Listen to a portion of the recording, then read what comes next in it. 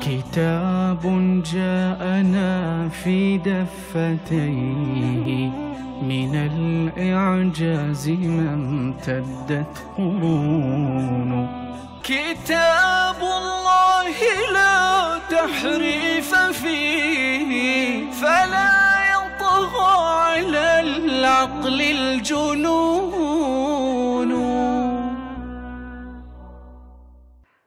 السلام عليكم.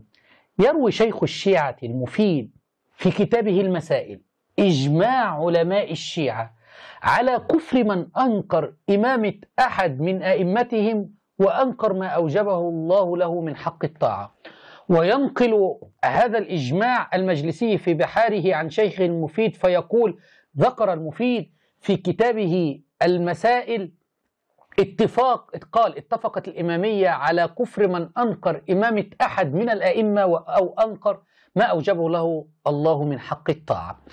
وحينما ننظر في كتاب الله تبارك وتعالى نرى أن الله تبارك وتعالى قال: ومن يكفر بالله وملائكته وكتبه ورسله واليوم الآخر فقد ضل ضلالا بعيدا.